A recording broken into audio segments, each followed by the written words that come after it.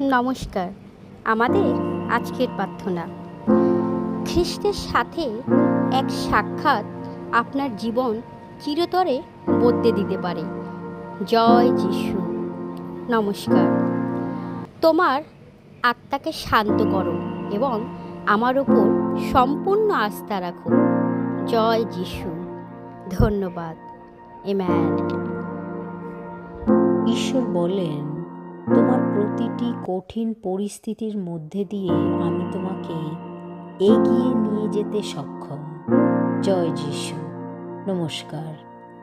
পরিপূর্ণ হতে অস্বীকার করো। এক ধাপ করে, একদিন করে সব কিছু করো। আমার উপস্থিতি থেকে তোমার শক্তি গ্রহণ করো। ভয় পেও না। ঈশ্বরের সান্নিধ্যে থাকা কতই না সৌভাগ্যের।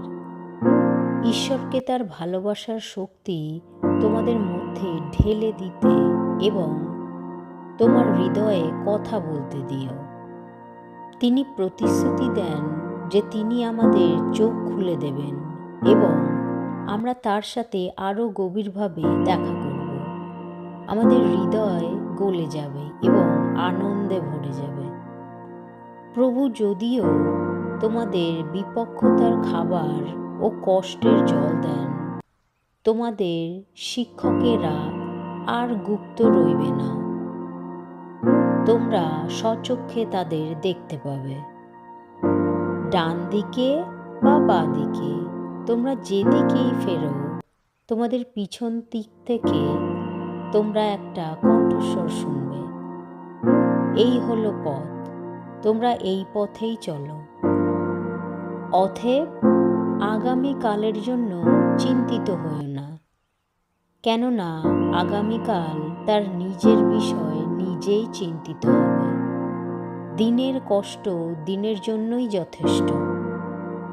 তোমরা এই বলে প্রার্থনা করবে, হে আমাদের স্বর্গস্থ পিতা, আপনার নাম পবিত্র বলে মান্য হোক, আপনার রাজ্য প্রতিষ্ঠিত হোক, আপনার ইচ্ছা যেমন স্বর্গে তেমনি এই পৃথিবীতেও পালিত হোক। আমাদের দৈনিক আহার আজ আমাদের দিন। আমরা যেমন অপরের অপরাধ ক্ষমা করি, তেমনি আপনিও আমাদের সকল অপরাধ ক্ষমা করেন। আমাদের প্রলোভনে পড়তে দিয়েন না, কিন্তু অশুভ শক্তির প্রভাব থেকে রক্ষা করেন। আপনারই রাজ্য, আপনারই শক্তি, আপনারই গৌরব, এখন এবং চিরকাল। আমেন। পিতা পরমেশ্বরের জয়।